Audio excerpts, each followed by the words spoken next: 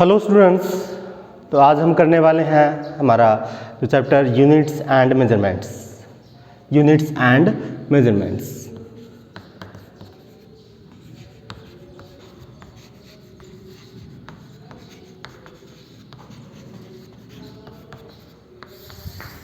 Units and measurements जानने में सबसे पहले हमें ये जानना होगा कि जो फिजिक्स है वो क्या होती है। यूनिट्स एंड मेजरमेंट्स जो हमारा फर्स्ट चैप्टर है, यूनिट्स एंड मेजरमेंट।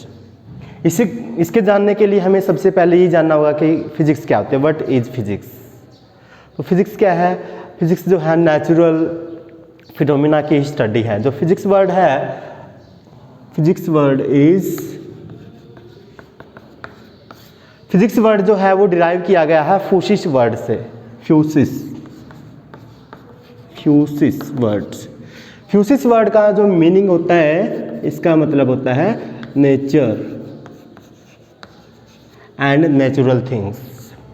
नेचर का मतलब क्या है, नेचुरल थिंग्स ही है। तो फिजिक्स का मतलब क्या हो जाएगा, स्टडी ऑफ नेचुरल फिनोमिनास। तो यहाँ से हम फिजिक्स को अगर डिफाइन करें तो क्या होगा, फिजिक्स स्टडी ऑफ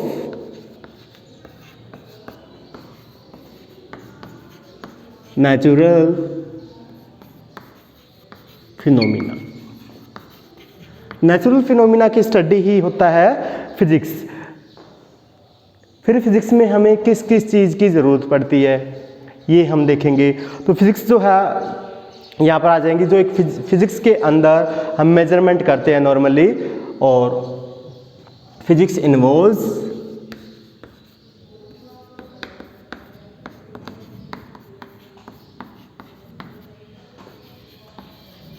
मेजरमेंट। क्योंकि कोई भी फिजिकल ऑब्जेक्ट है हमारे पास, कोई भी ऑब्जेक्ट है, कोई भी नेचुरल फिनोमिना की अगर बात करेंगे तो वहाँ पर क्या हमें कुछ ना कुछ मेजरमेंट ही करनी होगी। तो फिजिक्स इन्वॉल्व्स मेजरमेंट। किसकी मेजरमेंट होगी, वहाँ पर कुछ फिजिकल क्वांटिटीज की होगी, ऑफ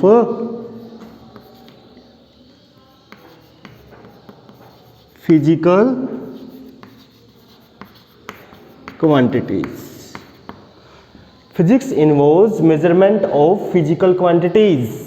तो यहाँ से हमारे पास दो वर्ड आ रहे हैं, measurement and physical quantities.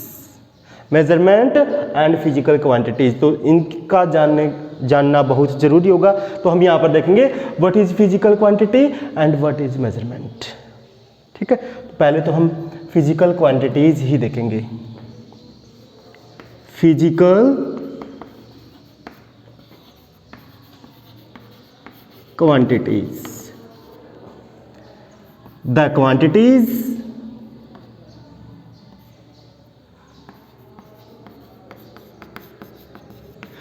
Physical quantities वो क्वांटिटी होती हैं जिनको हम मेजर कर सकते हैं और जो फिजिक्स के लॉज को फॉलो करती हैं। यानी कि ऐसी क्वांटिटीज जो मेजर की जा सकती हैं, जिनको हम मेजर कर सकते हैं। लेंथ, मास, टाइम, ये सब चीज़ें क्या हैं, फिजिकल क्वांटिटीज ही तो हैं। इनको हम मेजर कर सकते हैं। Force, speed, velocity, distance, displacement, resistance, conductance, resistivity, conductivity, ये सब चीज़ें क्या है हमारे पास, फिजिकल क्वांटिटीज हैं। यानी कि जिनको हम माप सकते हैं, जिनको मेजर कर सकते हैं, वो सभी क्वांटिटीज क्या होती हैं, फिजिकल क्वांटिटीज होती हैं। The quantities which can be measured. ऐसी क्वांटिटी जो मेजर की जा सकती है। And they follow laws of physics, और फिजिक्स के लॉ फॉलो करती हैं। ऐसी क्वांटिटीज हमारी फिजिकल क्वांटिटीज हो जाएंगी। एग्जांपल्स आप देख सकते हो। लेंथ मेजर किया जा सकता है, लेंथ को। मास मेजर किया जा सकता है। Time, force, distance, speed, work, ठीक है, और रेजिस्टेंस, एक्सेप्ट। लिखते जाओ, इतनी सारी फिजिकल क्वांटिटीज हैं। ठीक है, तो फिजिकल क्वांटिटीज ऐसी क्वांटिटी होती हैं जिनको हम मेजर कर सकते हैं। फिजिकल क्वांटिटीज हम पढ़ते हैं 9th क्लास में भी पढ़ा हुआ हमने। 2 टाइप्स की होती हैं इसकी, टाइप्स ऑफ फिजिकल क्वांटिटीज। एक तो हमारी होती है स्केलर्स और दूसरी होती हैं वेक्टर्स। Scalars and vectors. तो फर्स्ट फिजिकल क्वांटिटी यानी कि हम स्केलर्स की अगर हम बात करें तो स्केलर्स वो होते हैं जिनका कोई मैग्नीट्यूड होता है, डायरेक्शन इनकी नहीं होती है। ऐसी क्वांटिटीज जिनका ओनली मैग्नीट्यूड होता है, जैसे मैंने बोल दिया 10 किलोग्राम। 10 किलोग्राम में क्या है, 10 ओनली एक नंबर है, ठीक है। तो जिसमें केवल नंबर होगा यानी कि न्यूमेरल वैल्यू होगी वो क्या होता है, मैग्नीट्यूड। ऐसी क्वांटिटी जिसमें केवल मैग्नीट्यूड होगा वो स्केलर क्वांटिटी होंगी। The quantities having magnitude only. ऐसी क्वांटिटीज जिनका केवल मैग्नीट्यूड होगा, जिनके पास केवल एक न्यूमेरल वैल्यू होगी, जैसे 10 किलोग्राम। यहाँ पर हम डायरेक्शन की कोई बात नहीं कर रहे हैं। 2 सेकंड्स टाइम में भी नहीं बताते किधर डायरेक्शन है, वहाँ पर ओनली मैग्नीट्यूड की बात करते हैं। तो इसके कुछ एग्जांपल्स देखें। स्केलर्स में क्या हो जाएगा, लेंथ, क्या लेंथ में हम डायरेक्शन की बात करेंगे, मास, टाइम, और क्या हो जाएगा, स्पीड, डिस्टेंस, ठीक है, एक्सेट्रा। ऐसी क्वांटिटीज जिनका केवल मैग्नीट्यूड होगा, जैसे लेंथ है 3 मीटर, 4 मीटर, डायरेक्शन की बात नहीं करते, किलोमीटर में करोगे तो भी भैया। मास किलोग्राम में अभी हमने एग्जांपल लिया है। टाइम 2 सेकंड, 4 सेकंड, डायरेक्शन की बात नहीं होगी। स्पीड के अंदर भी डायरेक्शन की बात नहीं होगी, 20 मीटर पर सेकंड या 50 किलोमीटर पर आवर। डिस्टेंस भी लेंथ की तरह ही मेजर होता है, 50 किलोमीटर या 200 मीटर ऐसे। तो इनमें केवल मैग्नीट्यूड होता है, डायरेक्शन नहीं होती है, वो क्वांटिटीज होती है हमारी स्केलर्स। वेक्टर्स, ऐसी क्वांटिटी जिनके अंदर मैग्नीट्यूड और डायरेक्शन दोनों होंगे। अगर हम फोर्स की बात करें तो फोर्स के पास क्या होता है, कितना फोर्स लगाया, 5 न्यूटन, ठीक है, तो वो मैग्नीट्यूड हो गया 5 तो उसका।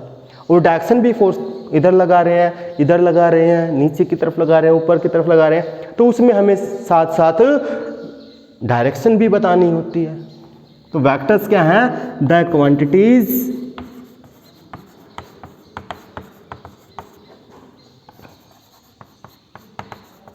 having both magnitude and direction, both magnitude and direction. ऐसी क्वांटिटी जिनके पास मैग्नीट्यूड और डायरेक्शन दोनों होते हैं। एग्जांपल्स देख सकते हैं आप। अभी हमने कहा था फोर्स की डायरेक्शन भी होती है, मैग्नीट्यूड भी होता है, तो फोर्स हो गया। वेलोसिटी हम केवल डायरेक्शन के साथ ही बता सकते हैं। वेलोसिटी, डिस्प्लेसमेंट,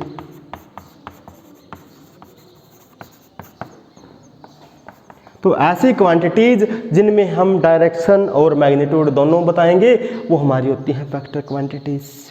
क्लियर है ये हमारा। नेक्स्ट हमारे पास क्या आ गया था, मेजरमेंट। फिजिकल क्वांटिटीज के बारे में जिक्र कर चुके हम, अब हम करेंगे मेजरमेंट।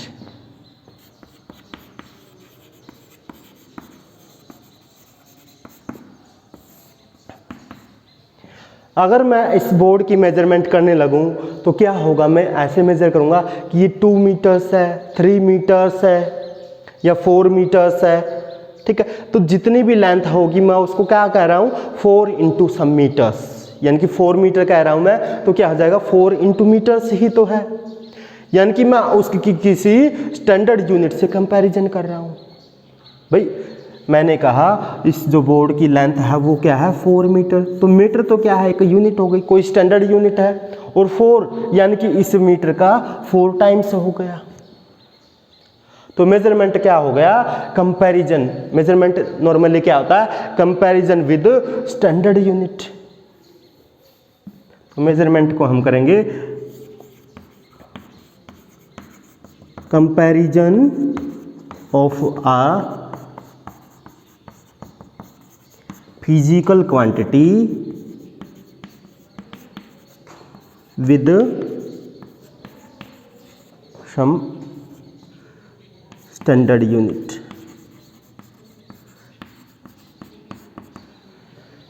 मेजरमेंट क्या होता है भाई, किसी स्टैंडर्ड यूनिट के साथ फिजिकल क्वांटिटी का कंपैरिजन ही मेजरमेंट है।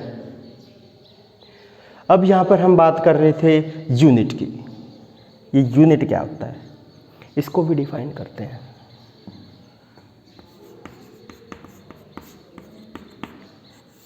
यूनिट क्या है भाई, एक स्टैंडर्ड मेजरमेंट ही है, यानी कि एक स्टैंडर्ड ही वैल्यू ही है, एक स्टैंडर्ड वैल्यू है। 1 मीटर क्या होता है भाई, हम मेजर कर लेते हैं कितना सारा 1 मीटर होता है, तो क्या है, एक स्टैंडर्ड वैल्यू है, एक फिक्स्ड वैल्यू है, ठीक है। तो ये यूनिट क्या होती है, एक स्टैंडर्ड वैल्यू जिससे हम कोई भी मेजरमेंट करते हैं। तो the reference standard in terms of which measurement can be done. तो यूनिट क्या होती है, रेफरेंस स्टैंडर्ड, कोई एक ऐसा स्टैंडर्ड ही होता है जिससे हम मेजरमेंट करते हैं। यूनिट क्या होती है, द रेफरेंस स्टैंडर्ड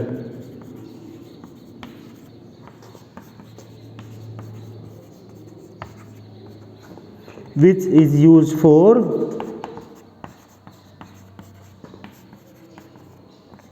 measurement। ऐसा रेफरेंस स्टैंडर्ड जिसको हम मेजरमेंट के लिए यूज करते हैं। मेजरमेंट में हमने किया तो था 4 किलोग्राम का है कह दिया हमने, तो ये किलोग्राम क्या है, वो रेफरेंस स्टैंडर्ड ही तो है, ठीक है। यानी कि किलोग्राम का 4 टाइम्स मिली वो हमें क्वांटिटी। तो यहाँ पर क्या होता है, मेजरमेंट के अंदर क्या होता है, कंपैरिजन, किलोग्राम के साथ कंपैरिजन किया हमने, तो 4 टाइम्स मिला हमें 1 किलोग्राम का। अगर मैं कह दूं 100 किलोग्राम, तो क्या हुआ, किलोग्राम का 100 टाइम्स मिला, तो क्या है, कंपैरिजन है, किसके साथ, रेफरेंस यूनिट के साथ ही है, उस स्टैंडर्ड यूनिट के साथ ही है।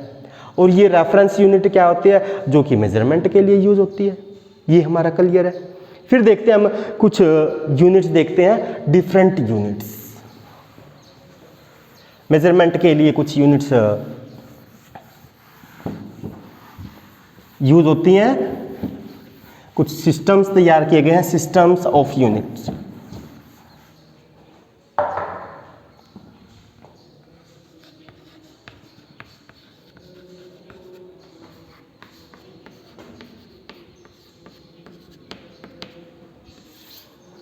यूनिट्स के लिए कुछ सिस्टम हैं, उनको यूज करेंगे अब हम कि वो सिस्टम क्या क्या होते हैं। तो FPS, MKS, CGS ऐसे हमारे यूनिट्स हैं, ठीक है। MKS सिस्टम, FPS, CGS, ठीक है। और लास्ट में जो हमारा आ गया था SI सिस्टम। ये सिस्टम है। मास को कैसे मेजर करेंगे, लेंथ और टाइम, इन सब मेजरमेंट को देखते हुए हमारे कुछ सिस्टम आए हैं यूनिट्स के, जिसमें मास मेजर किया जाएगा, ठीक है। सो जो हम पहले देखेंगे तो मास, ये हमारा मास है, ये लेंथ है, टाइम। तो देखिए इसमें हमारा m यानी कि मीटर, तो लेंथ को मेजर करते हैं हम इसके अंदर मीटर में, और मास को मेजर करेंगे किलोग्राम में, मास को मेजर करेंगे किलोग्राम में, और टाइम को सेकंड में। नेक्स्ट देखिए FPS, foot pound second. Foot क्या है, लेंथ है, लेंथ को मेजर करेंगे फुट में, और मास को पाउंड में, टाइम को सेकंड में। हमारे डिफरेंट सिस्टम ऑफ यूनिट्स हैं जो कि हम यूज भी करते हैं डिफरेंट प्लेसेस पे, डिफरेंट सिस्टम। अगर आपने कभी देखा होगा, वूल लेते हैं तो कहते हैं इतने पाउंड वूल दीजिए। पाउंड क्या है, मास ही तो है। नेक्स्ट देखिए CGS, जहाँ पर C मीन्स सेंटीमीटर, तो डिस्टेंस को मेजर किया जाता है सेंटीमीटर, और G मीन्स ग्राम, यानी कि मास के लिए यूज करते हैं यहाँ पर ग्राम, और S मीन्स सेकंड, टाइम के लिए second. SI system of unit, जिसका मतलब है सिस्टम ऑफ इंटरनेशनल यूनिट्स, यानी कि इंटरनेशनल सिस्टम ऑफ यूनिट्स, ठीक है। SI का मतलब होता है इंटरनेशनल सिस्टम ऑफ यूनिट्स, ठीक ठीक है, फ्रेंच वर्ड से आया हुआ सिस्टम द इंटरनेशनल, ठीक है, सिस्टम द इंटरनेशनल, ठीक है, ये सिस्टम इंटरनेशनल भी बोल सकते हो आप, सिस्टम इंटरनेशनल, जिसका मतलब होता है इंटरनेशनल सिस्टम ऑफ यूनिट्स। तो इसमें अगर हम बात करें तो इसमें जो मास होता है वो किलोग्राम में ही होता है, मास मेजर किया जाता है एसआई सिस्टम में किलोग्राम में, और लेंथ जो होती है वो मीटर में, और टाइम जो है वो सेकंड में। एसआई सिस्टम यानी कि सभी सिस्टम्स को दूर करते हुए एक सिस्टम अडॉप्ट किया गया था, स्टैंडर्ड, जो हमारा स्टैंडर्ड सिस्टम ऑफ यूनिट्स है, इंटरनेशनल सिस्टम ऑफ यूनिट्स है, ये यूज किया गया। ये 5th कॉन्फ्रेंस में यानी कि सभी कंट्रीज हैं वो एक साथ मिलकर कुछ तय करते हैं कि कैसी यूनिट्स ली जाएं जिनके लिए इजीली हो जाए, कि सब जगह वो यूज की जाएं, इंटरनेशनल का मतलब सब जगह यूज की जाने वाली। तो 5th कॉन्फ्रेंस हुई थी स्टैंडर्ड वेट एंड मेजरमेंट्स की, यानी कि सभी देशों के जो वहाँ पर प्रतिनिधि होते हैं एक साथ बैठकर उन्होंने डिसाइड किया था कि ये यूनिट्स इंटरनेशनल लेवल पे यूज की जानी चाहिए, किलोग्राम, मीटर एंड सेकंड, ठीक है। नेक्स्ट हम देखते हैं कि जो हमारी यूनिट्स हैं वो भी 2 टाइप की होती हैं। यूनिट्स भी कितने टाइप की होती हैं? 2। एक तो यूनिट ऐसी होती हैं जिनके लिए किसी दूसरे की ज़रूरत ना पड़े, उनको हम बेसिक बोल सकते हैं, फंडामेंटल बोल सकते हैं, और दूसरी होती हैं जिनके लिए दूसरी की हेल्प पड़े, दूसरी यूनिट की हेल्प पड़े लेनी पड़ेगी। टाइप्स ऑफ यूनिट्स, यूनिट्स की कुछ टाइप्स होती हैं, बेसिक या फंडामेंटल, बेसिक और फंडामेंटल यूनिट्स, ऐसी यूनिट्स जिनके लिए हमें दूसरी यूनिट की हेल्प ना लेनी पड़े। इंडिपेंडेंट यूनिट होती हैं, ठीक है, no need of other units, इनके लिए दूसरी यूनिट्स की ज़रूरत नहीं पड़ती। दे आर द बेसिक, ठीक है, यानी कि जो किसी पे डिपेंड नहीं करती हैं वो हमारी होती हैं बेसिक और फंडामेंटल यूनिट्स। बेसिक और फंडामेंटल यूनिट्स जो हमारी हैं वो टोटल हैं 7।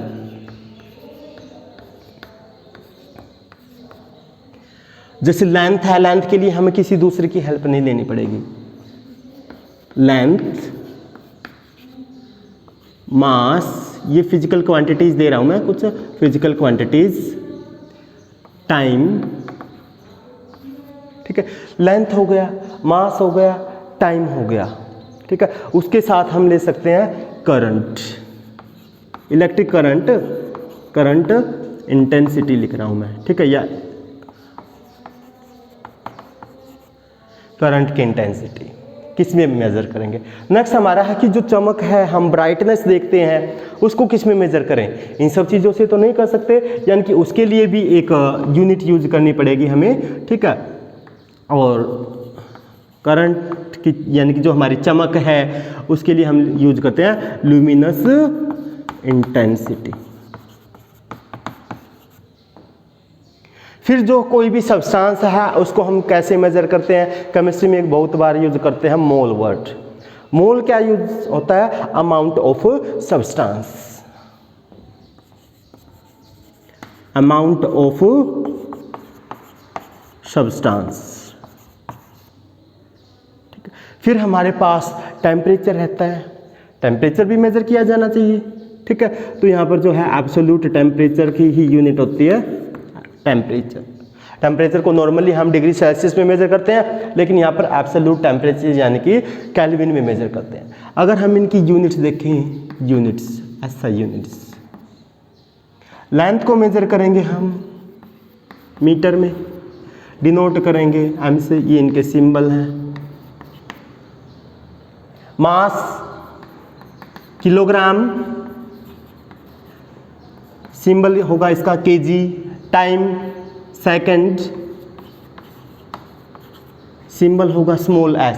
करंट इंटेंसिटी, करंट को किस में मेजर करते हैं? एम्पियर में, सिंबल होगा कैपिटल A। ल्यूमिनस इंटेंसिटी, ठीक है, ल्यूमिनस इंटेंसिटी को हम मेजर करते हैं कैंडेला, जिसको हम डिनोट करेंगे CD से। अमाउंट ऑफ सब्सटेंस मेजर करेंगे मोल में, सिंबल होगा MOL। टेम्परेचर को मेजर करेंगे केल्विन में, सिंबल होगा K। ठीक है, तो हमारी कुछ यूनिट्स की टाइप्स देखते हैं। यूनिट्स हमारी दो टाइप की होती हैं मेनली, बेसिक एंड डिराइव्ड। ये हमारी बेसिक हो गई, जिनके लिए किसी दूसरी यूनिट की हेल्प नहीं लेनी पड़ती हमें। नेक्स्ट है कि उनके लिए भी लेनी पड़ती है हेल्प, ठीक है। बेसिक के साथ साथ हमारी एक और होती है तो वो भी बेसिक ही, लेकिन उनकी डायमेंशन नहीं होती है, इसलिए वो भी हम एक बार देख लेते हैं, ठीक है। उनको बोलते हैं हम सप्लीमेंट्री यूनिट्स।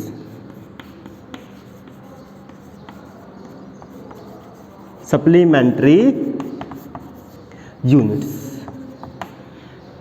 यानी कि वो भी जरूरी है यूनिट्स तो हमारे, और हैं बेसिक ही, ठीक है।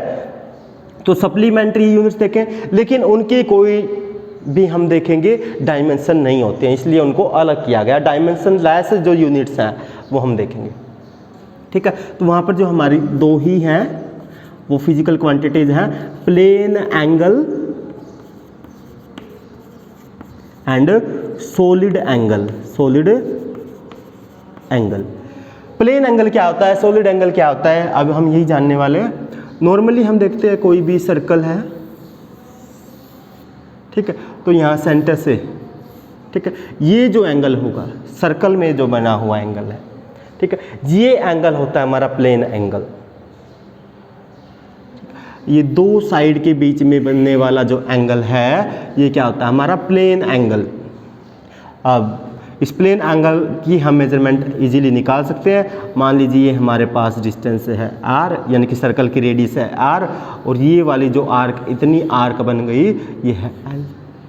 वैसे भी हम, ये हमारा प्लेन एंगल हो गया। इतने प्लेन एंगल के लिए अगर हम बताना चाहें, ठीक है, ये एंगल जो थीटा हमारा कैसे मेजर करते थे,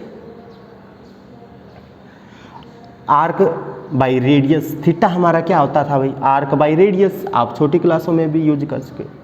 थीटा हमारा क्या होता है, प्लेन एंगल। अगर हम निकालें प्लेन एंगल थीटा कैसे निकालते हैं, arc by radius, arc by radius. 10th class में यूज किया ये फॉर्मूला बहुत बार। आर्क क्या है L और by radius R। Plane angle हमारा क्या होता है theta. Solid angle, solid angle देखिए, अगर हमारे पास सर्कल की बजाय एक स्फीयर हो, ठीक है, अगर हमारे पास एक स्फीयर हो,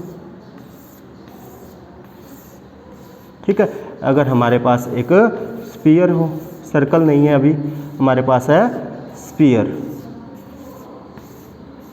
तो स्फीयर के लिए हमें जो एंगल निकालना होगा वो होगा हमारा सॉलिड एंगल। अब देखिए, अगर मान लीजिए हमारे पास वाटरमेलन है, ठीक है, वाटरमेलन को अगर हम ऐसे कट कर लेते हैं, ऐसे अंदर से कोनिकल शेप में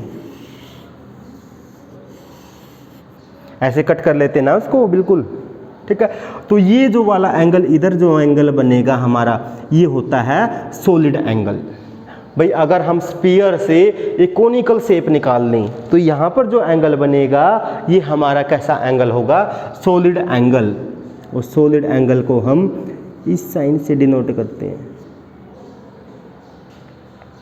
ओमेगा, ठीक है, ऐसे भी डिनोट कर सकते हो आप, ओमेगा। ओम जो आपने यूज किया है 10th क्लास में, वो ओम क्या होता है, ओमेगा ही होता है साइन। अब देखिए यहाँ पर जब हमें ये लेनी होगी साइड, तो यहाँ पर तो क्या है, कंप्लीट एरिया ही है, तो ये हमारा एरिया को मान लो S से डिनोट करो या A से डिनोट करो इस कंप्लीट एरिया को। ये वाली रेडियस होगी R। तो जब भी हम सॉलिड एंगल निकालेंगे, सॉलिड एंगल, तो सॉलिड एंगल का साइन हमारा होता है ओमेगा, तो क्या होगा, area by square of radius. ये हमारा प्लेन एंगल के लिए होगा, ये सॉलिड एंगल के लिए होगा। तो सॉलिड एंगल जो हमारा है, ठीक है, उसके लिए भी क्या सिंबल होगा, ओमेगा। प्लेन एंगल के लिए थीटा। तो हमारे क्लियर है, जो यूनिट्स हैं दो टाइप की होती है मेनली, बेसिक और डिराइव्ड। अभी हमने केवल बेसिक के बारे में किया है। बेसिक यूनिट्स जो होती हैं 7 होती हैं, लेंथ, मास, टाइम, करंट, ल्यूमिनस इंटेंसिटी और amount of substance and temperature. Length के लिए मीटर और एम से डिनोट करते हैं, मास के लिए किलोग्राम, केजी से डिनोट करते हैं, टाइम के लिए सेकंड और एस से डिनोट करेंगे, करंट के लिए हम एम्पियर और ए से डिनोट करेंगे, ल्यूमिनस इंटेंसिटी कैंडेला से मेजर करेंगे, सी से डिनोट करेंगे, अमाउंट ऑफ सब्सटेंस मोल में मेजर करेंगे, MOL से डिनोट करेंगे, टेम्परेचर केल्विन में मेजर करेंगे और के से डिनोट करेंगे। उसके बाद कुछ ऐसी यूनिट्स हैं जो हमारी उनकी भी ज़रूरत पड़ती है तो बेसिक ही, लेकिन वो डायमेंशन लेस हैं, इसलिए उनको अलग से कैटेगरी में रखा गया है। वो हमारी हैं supplementary units, plane angle and solid angle. Plane angle क्या होता है? नॉर्मली एक 2D शेप में अगर हम देखें, 2D शेप में दो साइड्स के बीच वाला जो एंगल होता है वो प्लेन एंगल होता है। थीटा से डिनोट करते हैं, निकलेगा कैसे? आर्क बाई रेडियस से। नेक्स्ट हमारा जो सॉलिड एंगल है ओमेगा से डिनोट करते हैं। ये कैसा होगा 3D शेप में होगा, यानी कि जो हमारा स्फीयर होगा, ठीक है। स्फीयर से अगर हम एक कॉनिकल पार्ट निकाल लें तो क्या होगा हमारा? ओमेगा क्या हो जाएगा? ये surface area by square of radius. तो ये हमारा सॉलिड एंगल के लिए हो गया। नेक्स्ट हम करने वाले हैं अभी डिराइव्ड यूनिट्स। ये हमारे बेसिक या फंडामेंटल यूनिट्स हो गई, जिनके लिए किसी दूसरी यूनिट की ज़रूरत नहीं लेनी पड़ती। नेक्स्ट हमारी हैं डिराइव्ड यूनिट्स। डिराइव्ड यूनिट्स ऐसी होती हैं जिनके लिए हमें दूसरी यूनिट की हेल्प लेनी पड़ती है, जिनके लिए हमें दूसरी यूनिट्स की हेल्प यानी कि बेसिक यूनिट्स की हेल्प लेनी पड़ती है। तो डिराइव्ड यूनिट्स हम लिखेंगे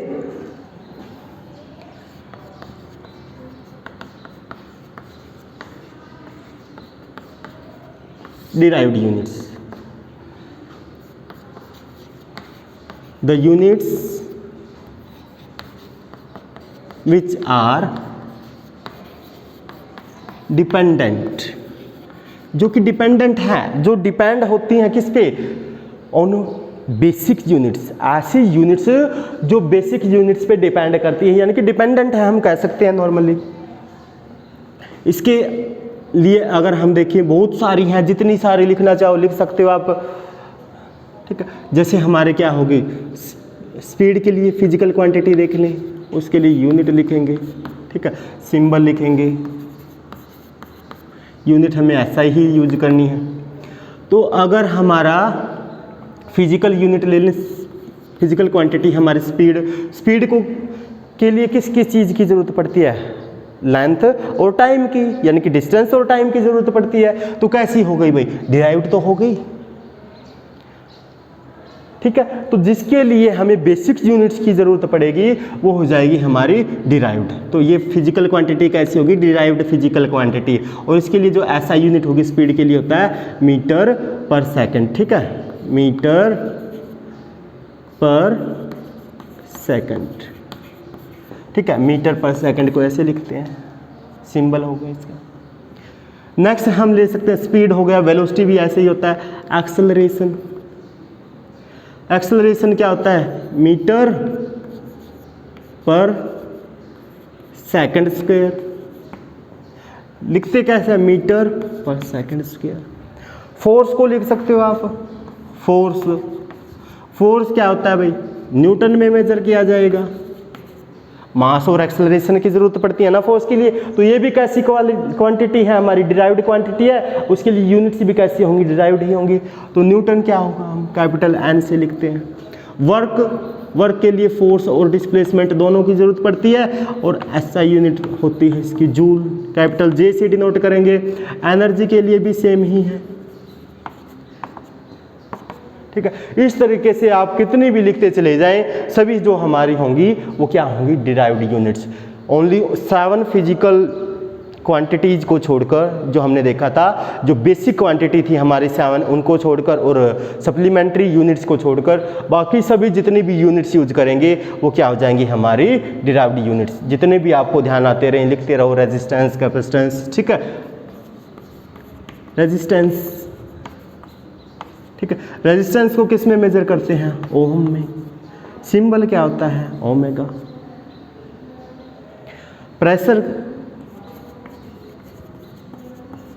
प्रेशर को किस में मेज़र करते हैं? पास्कल में।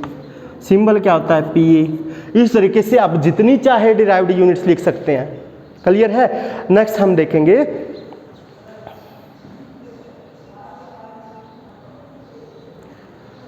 तो अभी जो हम करने वाले हैं वो हमारा कन्वर्जन, कि हम रेडियंस यूज करते हैं। अभी बोला था कि सॉलिड एंगल, सॉरी, जो हमारा प्लेन एंगल है उसको हम रेडियंस में मेज़र करेंगे और सॉलिड एंगल है उसको हम स्टेरेडियन में। ठीक है, तो हमारा यहाँ पर जो चैप्टर में जिक्र है ज़्यादा वो किसका है? प्लेन एंगल का ही है।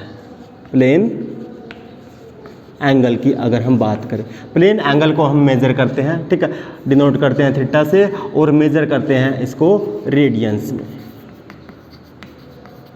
तो रेडियंस में कैसे कन्वर्ट करेंगे? हम तो नॉर्मली जो एंगल है उसको मेज़र करते हैं डिग्री में, है ना, यानी कि डिग्री में। तो जो हमारा एंगल है उसको डिग्री में यूज करते हैं, तो उसको रेडियन में कैसे कन्वर्ट करेंगे? तो सीधी सी बात है, आप क्या करोगे? डिग्री को अगर, ठीक है, π/180 से मल्टीप्लाई कर दोगे तो आपका रेडियंस में कन्वर्ट हो जाएगा।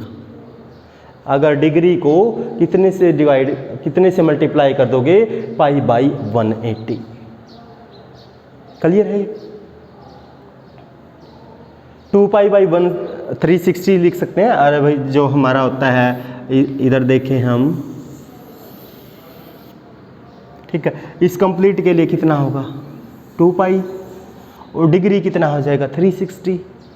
तो इसलिए जब भी हम जितने भी डिग्री को यूज करना होता है तो क्या करेंगे? 2π/360 क्या होता है? 2π/360, ये क्या हो जाएगा? π/180। तो इसलिए जब भी हम डिग्री को रेडियंस में कन्वर्ट करेंगे तो π/180 से मल्टीप्लाई कर देंगे। ठीक है, नेक्स्ट हमारा होता है arc second, arc minute and arc second. Arc minute क्या होता है? कि ये जो आर्क देखा था ना हमने, ये जो आर्क है ये 1 मिनट में कितना एंगल बनाएगी, 1 सेकंड में कितना बनाएगी, ये यूज करना। तो हमारा जो 1 मिनट है, ठीक है, वो होता है, सॉरी, जो 1 मिनट जो हमारा है वो होता है 1/60 डिग्री के, या फिर हम कह सकते हैं 1 डिग्री क्या होगा? 60 आर्क मिनट के। भाई ये जो सिंबल यूज कर रहा हूँ ना मैं, ये मिनट का ही है। तो 1 डिग्री क्या होता है? 60 आर्क मिनट के। ठीक है, और 60 आर्क मिनट क्या हो जाएंगी? 60 × 60 आर्क सेकंड। ठीक है, ये हमारी किस में हो जाएंगे? ये हमारी सेकंड हो जाएंगी। यानी कि यहाँ से हम क्या सकते हैं? भाई 1 मिनट में कितना होता है? 60 सेकंड्स होते हैं, वही तो यूज करना है। 1 जो मिनट होगी वो क्या होगी? हमारी 60 आर्क सेकंड। सेकंड के लिए ऐसे 2 डैश लगाएंगे, डबल डैश लगाएंगे। क्लियर है ये हमारा? तो यहाँ पर हमने देखा है मिनट से सेकंड में कन्वर्जन। ठीक है, क्या करेंगे? सेकंड से मिनट बना लो, मिनट से डिग्री बना लो, और डिग्री से रेडियन बना लो। इजी तो है, हमने सभी को कुछ तो यहाँ पर सीख लिया। भाई सेकंड से मिनट बनाएंगे, मिनट से डिग्री बनाएंगे। ठीक है, इधर हम कह सकते हैं 1 मिनट क्या हो जाएगा? 1 मिनट 1/60 डिग्री हो जाएगा। 1/60 डिग्री। और डिग्री को 1 मिनट के अगर आप रेडियन बनाओगे तो क्या हो जाएगा? 1/60 × π/180। तो यहाँ से आप रेडियंस में कन्वर्ट कर सकते हैं। इस तरीके से हम यहाँ पर कन्वर्जन करेंगे। तो यहाँ पर मैं आपको न्यूमेरिकल्स दे दूंगा कुछ, जिनको आप कन्वर्ट करोगे रेडियंस में। नेक्स्ट देखेंगे, ये तो थे हमारी जो स्मॉल डिस्टेंस मेजर करने के लिए हम मीटर, किलोमीटर, सेंटीमीटर, मिलीमीटर ये सब लेते हैं। लेकिन जो लार्ज डिस्टेंसेस मेजर करते हैं, जैसे यहाँ से सन का डिस्टेंस मेजर करें, किसी दूसरे स्टार का डिस्टेंस मेजर करें, प्लैनेट्स का डिस्टेंस मेजर करें, काफ़ी ज़्यादा डिस्टेंस है वो। तो अगर मैं ऐसे लिख दूँ,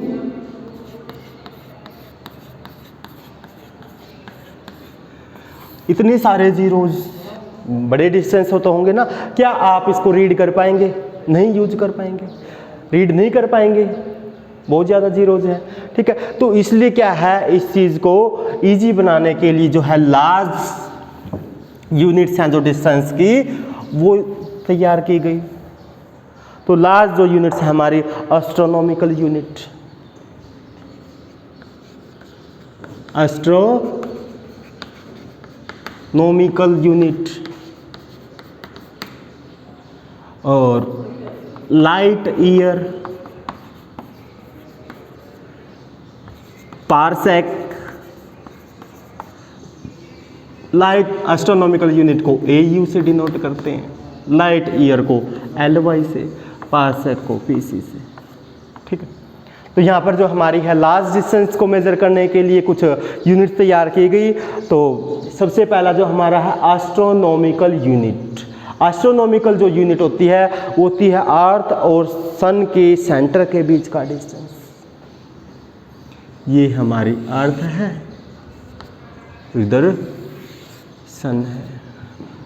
अर्थ और सन के सेंटर के बीच का जो एवरेज डिस्टेंस है, ठीक है, वो क्या होता है, एक astronomical unit.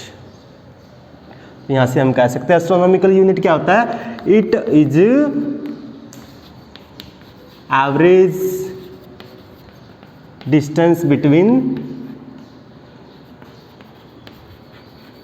Centres of sun and earth.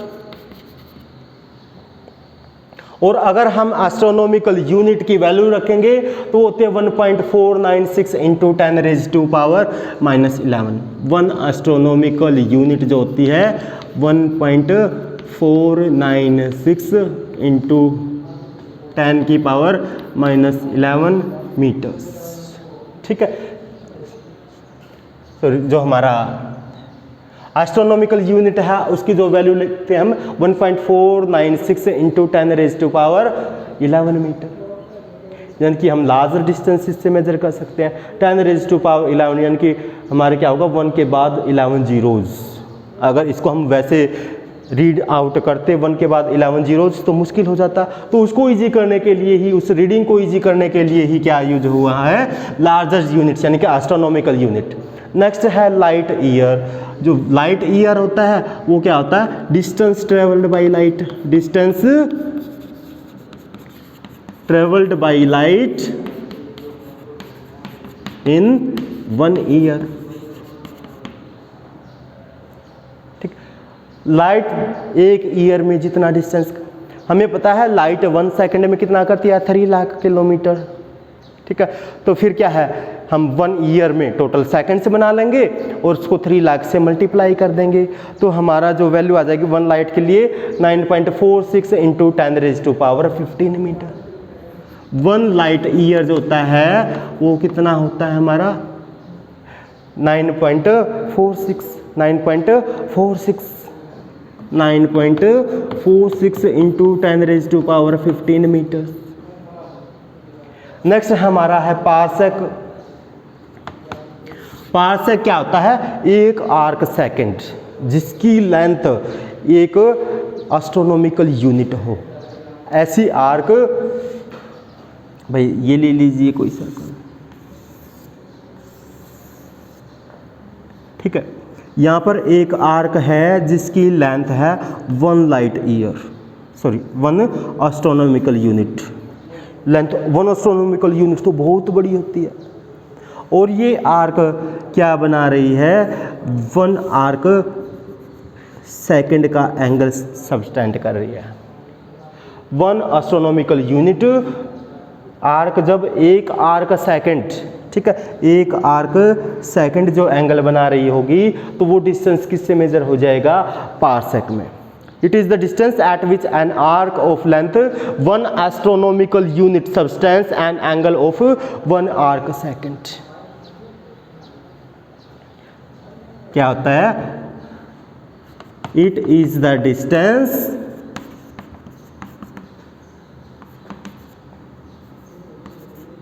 in which arc of arc of length 1 astronomical unit subtends an angle of 1 arc second। इसकी जो वैल्यू होती है इसकी 10 की पावर 16 में होती है, यानी कि 3.0861 पारसेक की जो वैल्यू होती है 3.086 इंटू 10⁻⁻16 मीटर्स।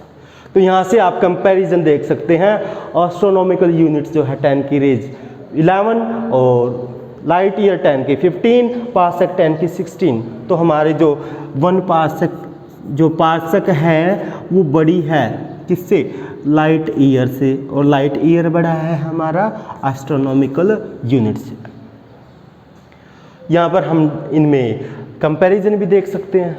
भाई एस्ट्रोनॉमिकल यूनिट छोटा है लाइट ईयर से, एक लाइट ईयर में कितने एस्ट्रोनॉमिकल यूनिट होंगे, तो 1 जो लाइट ईयर है उसमें हम एस्ट्रोनॉमिकल यूनिट लेंगे तो 63 to 35 astronomical unit, 63 to 35 astronomical units के इक्वल होता है ये अकेला। अगर हम 1 पारसेक लेंगे, 1 पारसेक के अंदर कितने लाइट ईयर होंगे और कितने एस्ट्रोनॉमिकल यूनिट होंगे, और 20625 एस्ट्रोनॉमिकल यूनिट होते हैं।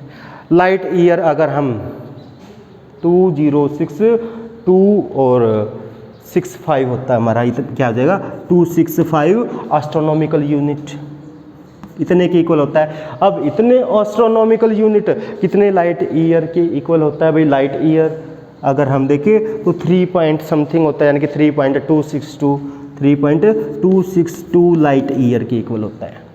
तो ये हमारा लास्ट डिस्टेंस मेजर करने के लिए astronomical unit, average distance between the centre of earth and sun, 1 astronomical unit 1.496 into 10⁻11 metres. Light year distance travelled by light in 1 year, तो 1 लाइट ईयर होता है हमारा 9.46 इंटू 10⁻15 मीटर, यानी कि 63235 astronomical units. Parsec is the distance in which 1 arc of 1 astronomical unit subtends an angle of 1 arc second। तो हम तीनों में रिलेशन भी देख चुके हैं, तो आज के लिए हमारा यही काफ़ी है। नेक्स्ट करेंगे नेक्स्ट पीरियड में।